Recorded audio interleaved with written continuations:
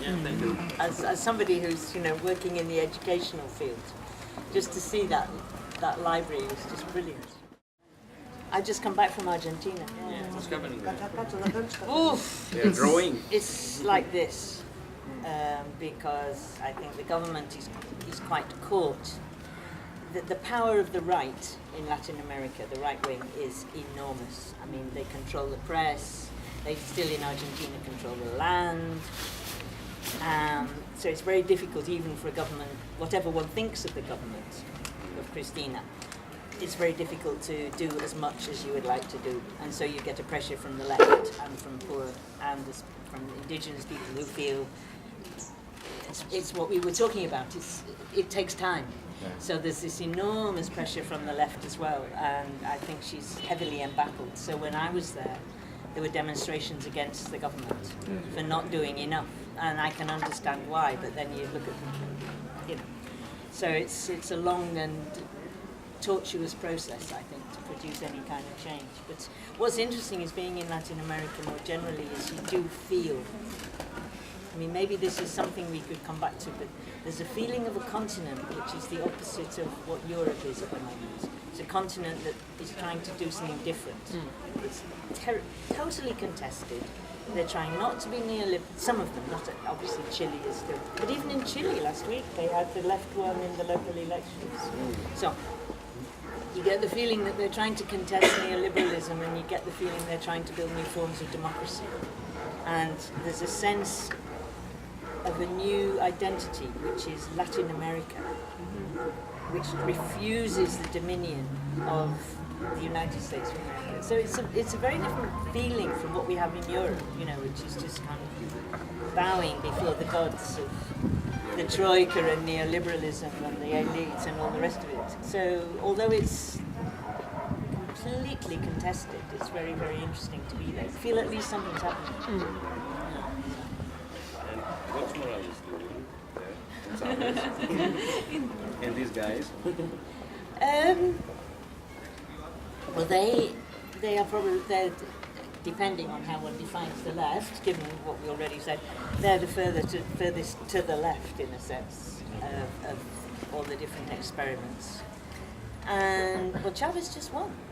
Chavez just won the national election. And what about the corruption? There's massive corruption. But there always was in Venezuela. This is not new. And you have to remember, do you mind having this general conversation? No, we learn. And also, I am not an expert on Venezuela, but they're using my work in their forms of democracy, so I've become very associated with thinking about Venezuela. And you have to remember that when people like Chavez and Morales win elections, the people that populate the old state structures often feel, maybe they're on the right anyway, and they often feel very threatened because there are these new forms of democracy which are being encouraged. So a lot of the corruption comes from people who are actually the enemies of the process that is going on. So it's hugely complicated. And it's one of the reasons, the complete delegitimization of the old state, why both Chavez and Morales and others have encouraged or tried to enable the growth of participatory direct forms of democracy at grassroots level. So in Venezuela there are these things called consejos comunales, communal councils. So every 400 households has the right to set up a communal council, which is about self-government. And if you go through various processes, you then get funds from the state to do projects and manage your own local area, which is, A, it's wonderful, B, you really feel people getting a sense of their own voice. People who never had a voice before, whole barrios that felt they were not even part of the city, are now there on the political map and part of the political conversation.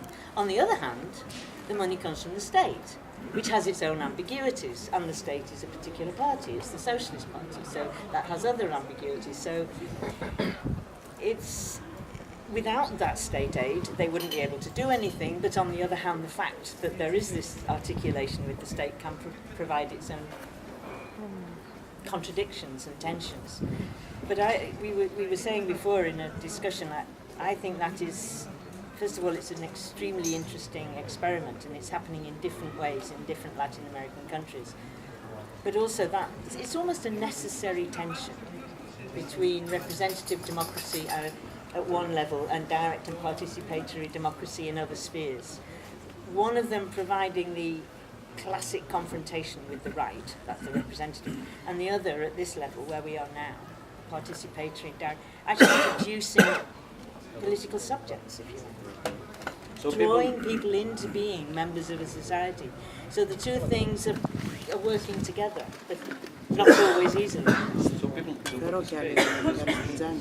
Amazingly, yes. I mean, I could not give you any numbers offhand, but all the studies I've read, even by people who are not basically sympathetic, do indicate that it's not only that people continue to participate, but that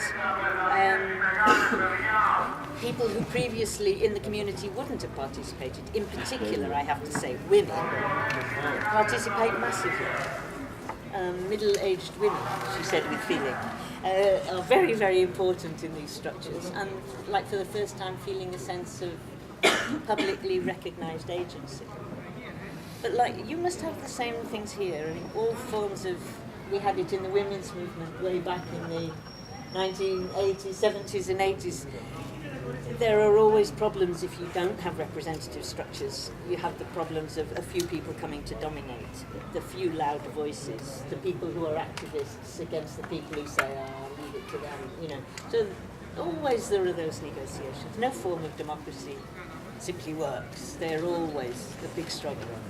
So you are suggesting that a representative and direct democracy can function together in a relationship of tension, or is it antagonistic the one to the other? And what is ideal? Direct democracy or representative? Let me answer that one first because it implies the answer to yours. I mean, the answer is I don't know. I'm not God, you know, but I think what I have learned to look at in Latin America gives me hope that they can function together and that may be a way forward. I don't think either of them is sufficient on their own. I mean, we have seen over the last 30 years that representative democracy has been a complete disaster in most of Europe for most of the time, especially as the social democratic parties became right-wing, became purely neoliberal, and everybody became disaffected. On the other hand, I don't think there is an ideal. And I mean, there's a very long and philosophical argument, a little bit of which I will try and put in a talk I'm giving on Monday, but there is a written version, so we can exchange if you want. But I don't think in the end, for me, I have philosophical and political objections to the statement that this is real democracy, which came out through Seattle and is now everywhere. I don't think direct participatory consensual ideas of democracy can be the only form. Because in the end, I do think there are enemies. I don't think we can always come to a consensus.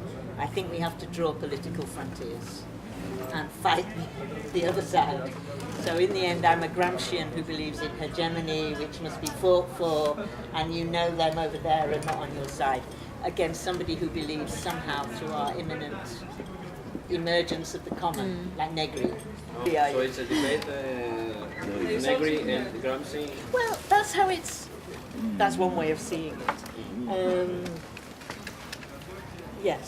Yes. I mean, the kind of Negrian idea of the multitude seems to me. I mean, look, I learned a lot from reading Arte Negri. I think, it offers a huge amount. But I think the idea of the multitude, in the way in which they put it, is in the end apolitical. Because there is an assumption that in the end we can all agree. So, for instance, in Occupy in London, and I was quite involved in the sense that I was there quite a lot and I gave some talks. there was an assembly every evening, and it was great. Until the Socialist Workers' Party arrived, of course. But anyway, up until that point. But it was really good. And they said, and it was direct democracy, participation. Everybody could speak, all the usual stuff, and the aim is to arrive at a consensus. And at the end of the paper that they write about it, they say this is real democracy. Now, there's one of two assumptions going on there. Either they are assuming that only people who agree will be there, in which case this is not an open space. It is a closed space for those who are already in agreement. Or they are, so it's, there is, yes, it's a already self-defined group. Or they're assuming that it's a genuinely fully open space, anybody can come in, and in the end we can agree. We can put our arms around the bankers and the finance sector and the agricultural companies, the people that run Monsanto and Cargill and all the rest of them, the 1%, and we can all somehow, because of our essential imminent humanity, arrive at a consensus. That I don't go along with. I think always there are contests. And in fact, in order to be democratic, we must allow for the possibility of fundamental conflict. So the notion of consensus can be, as something inevitable, can be a bit worrying, because then what happens if there is a group that doesn't agree? It's, it becomes to be the mirror image of neoliberalism. There is no alternative. So I always want to hold open the possibility of fierce contest. So that's why I think we need lots of forms of democracy in lots of different kinds of spaces. In the local area? In a local area, yes, exactly. Now, but there's two different kinds of local areas. I mean, this is getting really complicated. Well, Occupy was one kind of local area in the sense that that was a politically self-defined group. So there was a real possibility of consensus. A local area like this, or in the Consejos Comunales in Venezuela, they're not local or small groups defined by politics, they're defined by area. So within them you will get conflict, you will get political antagonism. So you cannot rely on consensus always. There will be, I'm sure you have found it at times, absolute clashes of social and economic interest and of political position. And I think that's where there's a negotiation has to go on at the local level about what kind of democracy and stuff. In the end, you make a decision. But for me, that means local areas are really good places for learning politics, if you like, and for learning to be political, for learning to be citizens, if you like, political people. So, yeah. So people can be self-governed in many ways. What does that mean? Yes, exactly. What does that mean? Here in this project, we can have direct democracy and Yes. self-government. Yes. But in another area which is huge or in Exarchia, let's say that there are many political conflicts, it's not possible. That's right. And I think even in an area like this, where you say there is a reasonable... I think to be democratic, you have to hold open the possibility that there will be people that don't agree. That's all I would say.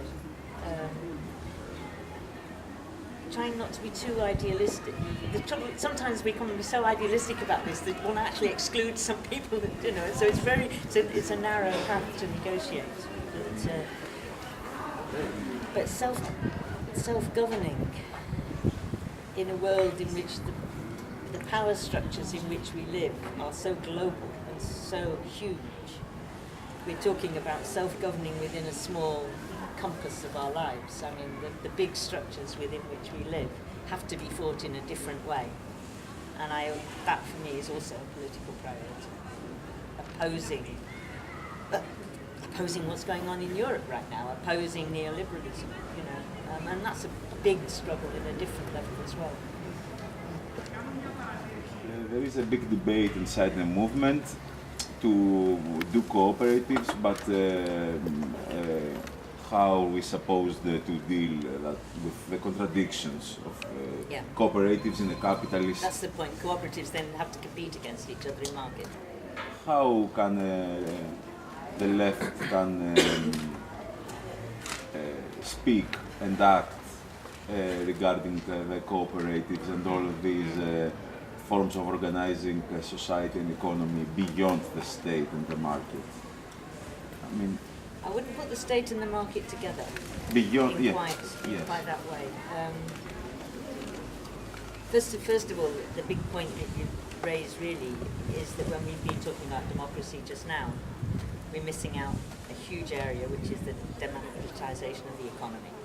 And we constantly omit that. I mean, and it's absolutely fundamental. And so I agree with the premise of the question. And cooperatives are one, and mutuals in various forms are one way of at least raising the question about that. But I don't think, as you imply, I don't think cooperatives on their own, they're a step forward. But if they then have to compete with each other and operate within a wider capitalist system, that can be really problematical. And that's where, again, we come back to needing bigger structures, including probably, I wouldn't say beyond the state, you see. I'm not at a point yet where I could say, let's simply go beyond the state. I think we need a state. For me, the state is an arena of struggle. It's not necessarily good or bad. I wouldn't be here without the state. I was born extremely working class and with really serious health problems. You know, so I am a child who wouldn't be alive without the welfare state. So it's very difficult to simply to say abandon all of that. It's really serious how we deal with these questions. And constructing a notion which goes along with the state and ground shield and the things you were talking about, but constructing a notion of the public, that we do belong to a society and we share risks. And what, for instance, the national health is about in Britain is collective insurance. So, you know, I pay, but you might be the one that get ill, you know, but that doesn't matter because we're doing this collectively. And one way of producing that notion of collectivity is through a state. Now, the state has become not like that at all, but it could be, you know. I think one that just looking around, you're many different ages, but I mean, I grew up in the 1950s, and in the 1950s, the public the word public was a good word in Britain, and private was the dodgy one. You know, you would have your suspicions, and we assumed that public investment was a good thing. And Keynesian economics, which is not perfect, which is a downside better than neoliberalism, was assumed to be the reasonable way to run an economy. And education wasn't simply a cost, as it is under neoliberalism, it's an investment, which is a completely different way of thinking about it. So these big ideas can change, and one's relationship to the state and what the state can do can also change. So I wouldn't simply rule out any kind of state structures at all. May I ask you, you said before Yes, you were asking before. about the confrontations that the movement in Latin America is facing, one with the right-wing Yes. forces and with the state, with the left, let's say, the state of the left government. Yes.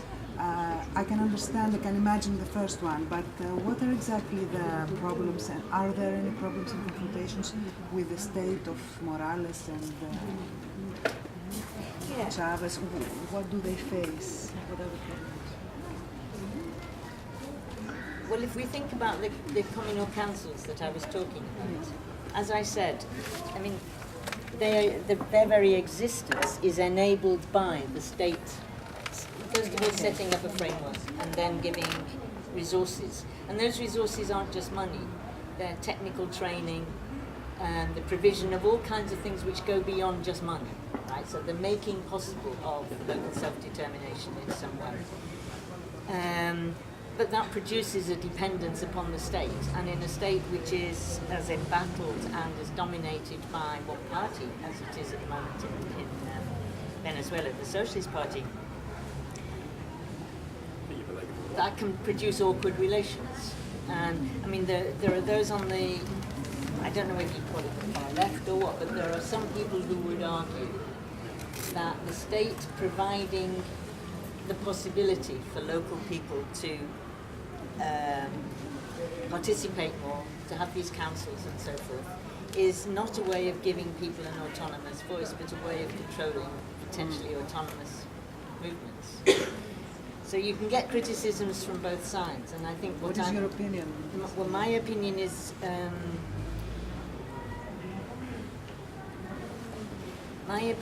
that you need both the progressive state and a large degree of autonomous movements as well.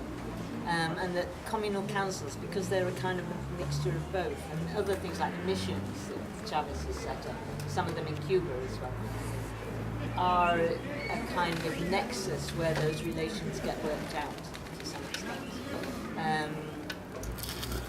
My feeling is that what is going on is highly dangerous and extremely optimistic. And any experiment, and what's going on in Latin America is a huge experiment. Given what Latin America has gone through over past decades, I mean, dictatorship, domination by oligarchs. Given what Latin America has gone through, what's happening now is an amazing experiment. And the point about an experiment is you take risks and you don't know what the outcome will be. And you really feel it when you're there, that this is a process and you don't know. It is uncertain. Politics is uncertain. And you have to take risks. And I feel totally supportive. Even though I've got loads of criticisms, doubts, arguments, all the rest of it, I think it's brilliant.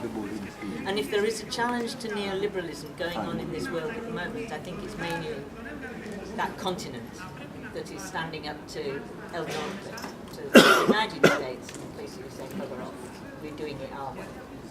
And it seems to me that's phenomenally important, and the United States knows it. That is why they stood back and let the coup in Honduras happen. They stood back and let the coup in Paraguay just happen now. And in both of those countries, immediately after the coup, the countries were opened up to foreign direct investment. No problems, no, complete free play of market forces. And that's why the United States, put so much effort into stopping Chavez getting re-elected. I mean, millions and millions of dollars went into that, as well as all kinds of organisation through the press and all the rest of it, the false stories and all the rest of it. It must be serious, or else they wouldn't be putting so much effort into combating it. It's one little hope anyway. In Europe, we had revolutions to last centuries. Why don't we so have they now? tell us, yes. So they tell us, yes. We weren't there. Yeah. Was it Mao who said? We're still waiting to see whether it was a success or not? I can't remember. It's too early to judge, he said. Anyway, yes. Well, extreme poverty doesn't, and despair does not necessarily produce left-wing views. We know that only too well here. It's a question of politics. It's a question of how we respond to that. I think one of the things, you mentioned Europe as a whole, one of the things that most worries me is the way in which the dominant discourses frame the crisis at the moment is that there's one country against another. So you get Greek and Spanish people hating the Germans, and stuff like that. And I was in Portugal a couple of years ago, and the anti-Germanness, but all Germans, was absolutely incredible. And I mean, in Europe, to set country against country, to articulate our political identities in terms of nationality, rather than in terms of class and social and economic interest, is absolutely, I mean, not only is dreadful and it's wrong, but it's also extremely dangerous given the history of this continent. So I mean, the risks they are running in order to solve this crisis on their terms are politically, potentially destructive. They're awful. As well as what happens to people's lives, but at a continental level, they're kind of destroying the continent. They're destroying, unless we do something about it, that notion of Europe as a potentially, as some kind of geographical identity at all, with of solidarity at all. And that seems to me absolutely appalling. So one question is about, it's almost urban development, but it's also the way in which this crisis has been driven by property and that kind of urban development. At what point is that going to give up? I mean, there can't be that many upper middle class people to buy all these shoes and handbags and clothes and God knows what cars that they buy. Yeah, I cannot believe it is still going on. It's going to hit the buffers sometime. It must at some point hit a wall. But I went, you know, as I say, you go to Santiago and they call it, that's the other, them, they call it, with pride, Sanhattan, meaning it's getting to be like, as if that was a triumph. Because it's got so many skyscrapers and so many buildings, you know, every high-rise is basically going like that to the rest of the population. It's just disgraceful. It's a sign of their triumph. I mean, all these city centres are a kind of material manifestation of the triumph of the elites, which has happened over the last 30 years. They have retaken not just the economy and our imaginations, like a public bad, private good, and all those things, but they've retaken the cities, you know, and that those city centres are a kind of, a flaunting of the success that they have had over the last 30 years. And what I fail to understand is why they haven't crumbled even more. But they haven't, We should search for an answer in what you explained as the geometry of power. I mean, at the same time that some people are getting impoverished, the middle classes, etc., some other people are getting richer and richer. Yes. So maybe, and this is a geometry of power, yes, it is. I think, so maybe these are the people who are going to consume in these post shops. I'm sure that's right. What I don't know, and it's because I don't know the numbers, and it would take a lot to do it, but it's how sustainable that model is in the longer term. If you've got a majority of the population which is gradually being impoverished. I just don't know. It's not my field, but every time I go to yet another city and see these developments, I wonder how sustainable this is. The framework is the capitalistic framework that these cooperatives have to act inside, you know? And you said that they have to compete, but why not this competition? Why this competition has to be a bad competition? Maybe this can be a good competition. What's restricting us for creating? Because for me, because in this framework, okay, we have to act in this framework, we have to have the state, okay? Yep. But why not having another layer above this layer of the capitalistic framework that is, in the end, maybe will have the power to push. The power to push, to negotiate. To negotiate exchange, you mean? Or to negotiate? To negotiate the laws that have to do with cooperatives, to negotiate the laws that have to do with the economy, how things work. What you need for that is more than just the kind of occasional development of cooperatives, because you need to have either whole chains of production or whole sectors as cooperatives. I mean, you have to, it can't just be cooperatives here, there and everywhere over the economy, because they have to form an alternative economy, or else they will be having to deal primarily outside the cooperative sector. So yes, I absolutely agree. And I spoke earlier about Latin America having this different sense of identity and how it's different from Europe. One of the things I find interesting about how Latin America is constructing an economic union is that it isn't simply an economic union. There's lots of different overlapping alliances. UNASUR, ALBA, Petrocaribe, lots of things. And they are not about free trade. They're about cooperation. They're about mutual aid. They're about sharing things. They're about saying, okay, you have this works and we'll have that works. And that is a real rejection at an inter-country level of the notion of free trade. And I think that's really, really important. And the same thing could be done. But you need, to do that, you do need a framework, as you're saying. I think that's what you were implying, in order for there to be the possibility of those exchanges. Because one of the, it's not just firms and cooperatives that have a problem of markets. But we're now told that every country has to compete against every other country. Every region has to become competitive. Every city has to compete. I mean, and that's a kind of geographicalization of the competitive individual, which is the key figure of neoliberal and neoclassical economics. It's just saying all spaces have to behave as though they were competitive individuals.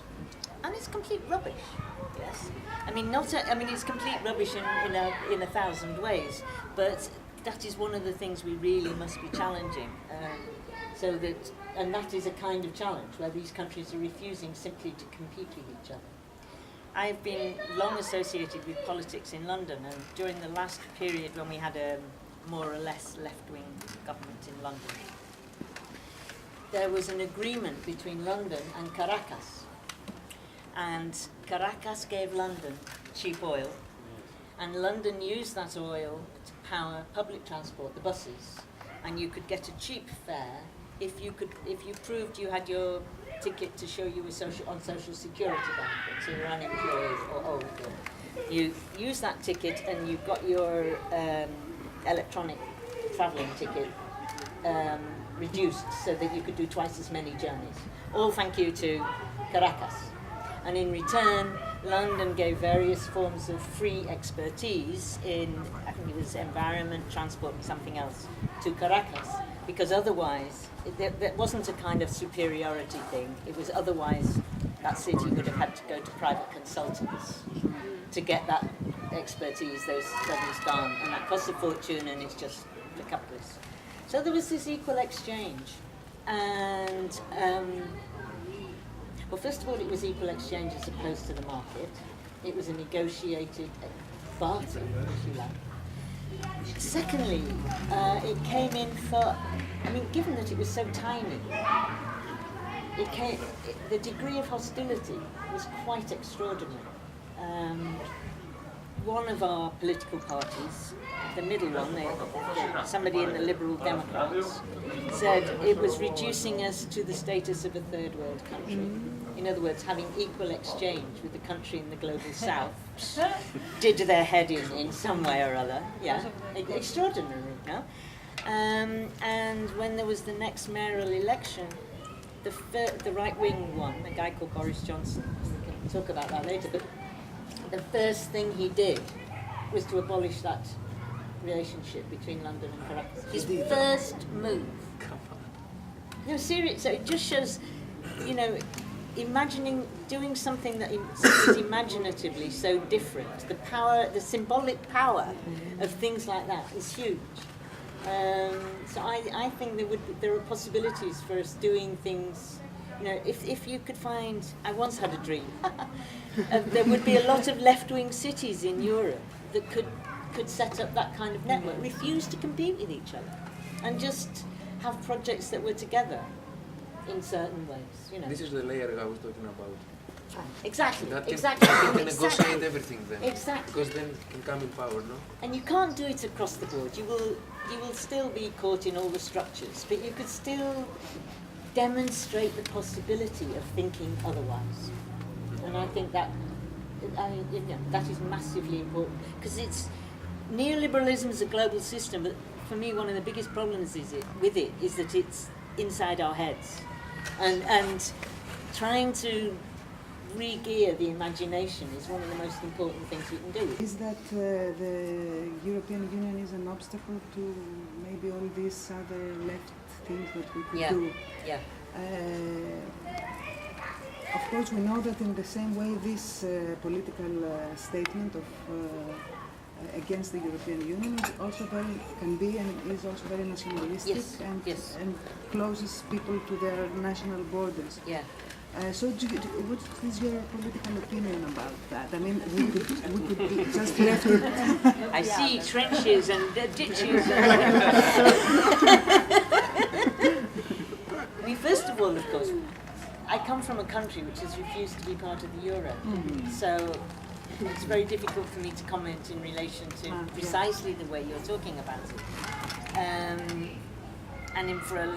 For quite a number of years, if we had had a referendum in Britain when Tony Blair was our Prime Minister, I would have voted against us going any further into Europe, because I was pro-European and I thought Tony Blair would be really bad for Europe because he was such a neoliberal. I mean, he was seriously behind the Lisbon agreements. Yeah? And Anthony Giddens, God bless the sociologist, yes.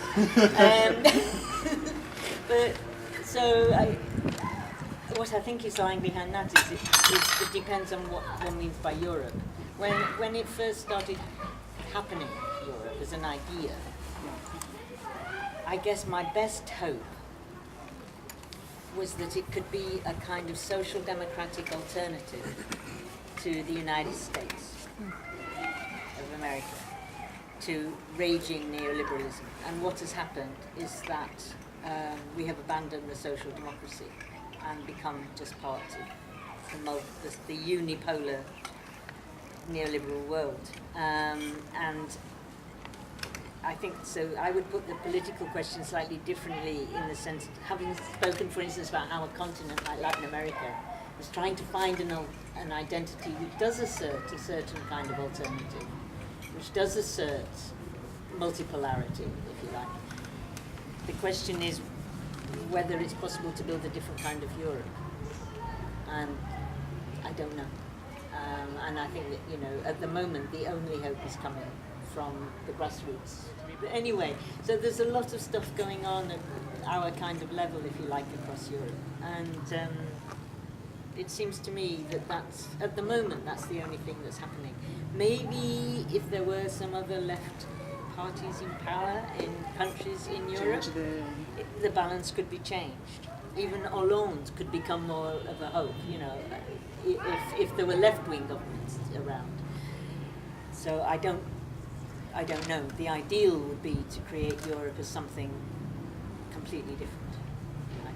But in the same time, when we talk about building another Europe, we put also borders in our minds against Africa. And because Middle East and Africa are in Europe, and the immigrants. I mean, how can we talk about this very good tradition of enlightenment and all the political, the democracy, with about speaking speaking about the identity of Europe. But I mean, two immediate things. First of all, I don't think expanding Europe is necessarily progressive. Yeah. They used racism against us in their arguments to expand Europe. Tony Blair was the one who wanted to take Europe further and further east, and along with many others. And it was actually a way of diluting the politics, the social democratic content of Europe, and turning Europe into a free market. And yet if we tried to object and say, look, hold on, don't expand, don't just simply expand this Europe without content except for market forces, they turn around and said, you're racist, you hate Bulgarians, or you hate... And that just was not true. And the same thing is happening now with Turkey. So if you try and say maybe, this simple expansion of a market area is not the construction of a kind of political Europe that I want, they say, you're just a racist, you're anti-Turkish, you're anti-Muslim. So I don't think we should assume that first of all, that just expansion is necessarily progressive. And the second thing is, I don't think we can live without borders. Without border, you don't think we can? No. I think it would be a completely psychotic world. I mean, you put up borders against the Vandals who came to destroy, you know. I have a house where I shut the front door. Because National borders. Sorry. No, it's all right, but it would be, I don't think we could live without, at some points, drawing lines. I think we would go mad. I think what's at issue is taking social responsibility for the construction of those borders, for where they are, what they represent. I mean, the border doesn't exclude everything. I mean, the border between the United States and America, the birds fly over it, the winds cross it, the hurricanes cross it, Mexicans cross it. You know, borders are highly selective social constructions, and I don't think we can live without them, but I think we should take responsibility for the geographies we inevitably draw through drawing boundaries. It's really difficult to say that, because it's again about, you know, all the negative free flow and all the rest of it. They build, you know, they're building their own borders all the time. I mean, the private, rich enclaves, the borders around, you know, between Israel and the Palestinians. So it isn't a borderless world, and I think it would be, even the very definition of terms is a question of borders. It's saying this is a table and that is a floor, right? So epistemologically, ontologically, I don't think we can live without borders. The question is to democratize and take responsibility for the definitions and the borders and the organization of the world in which we necessarily have to live. So it slightly goes beyond that question. The crisis isn't simply visible on the streets, it's also in lots of other ways in which people take into their minds and their bodies and their families and their daily lives. So you don't simply see it. You must talk the streets. So and that was what somebody else said, and it's a very good point. And the other thing is, now I'm beginning to go through different areas of Athens. I see the closures of the shops. I see, I see that there's masses of rubbish on the streets. I think there was a strike yesterday of the municipal. I wait to see whether I can get home on a plane on Tuesday, because maybe there'll be a strike, who knows, So there's a sense of living in a place which is up for grabs. But it's a very inadequate answer. I think the point about the first two things I said about the car is that when journalists come, you said, the thing is so easy for journalists to come and say, crisis, what crisis? Because there's thousands of cafes with people happily...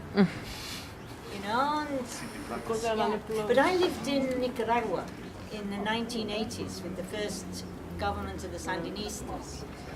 Another power of a good example, because we were 3 million people. That was said to be in crisis, total crisis, and the war, the Contra War, hotel. And yet people still got up in the morning and still somehow had breakfast and still somehow managed to get by and still kept relations with their parents or their sisters. And it really provokes in me the question of we need to be a lot clearer and thoughtful and more analytical about what we mean by crisis. Because the left uses it, or the people of my ancient generation, we have used it historically as the word crisis. A light, like a cigarette lighter, that little flame of hope that the whole that damn thing is about to collapse, right? The crisis of capitalism, for which we have been waiting rather a long time. And it doesn't happen like that. And so I think one thing is to be a lot more clear and specific about what we mean by crisis. I've just written a tiny little piece for an artist friend of mine who lives in Berlin, and he's got a project about the differential distribution of electricity around the world, about just being able to switch on a light, to read at night, to do your homework, to cook. And how, I can't remember, it's 1 in 5 of the world's population does not have access to light in that way. And so the way I organised, I had to write a little piece for his campaign. And the way I organised it was around, we have this notion of an energy crisis, which is that we won't be able to have our air conditioning. You know, we might have to switch the light off every time we leave the room, etc., etc. And that's a crisis because it's a punctual event and it hits important people, like the rich West.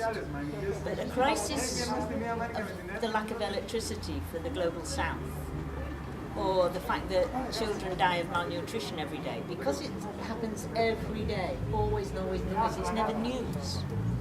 And it happens to them, not us, and it's an unfortunate effect of the way the system works, rather than being an earthquake or a hurricane. So that again, it made me think crises are also, in a sense, we're all, given the poverty in the third world, we're always in crisis. I mean, it's and why don't we call it a crisis when so many people just die, you know, of this system?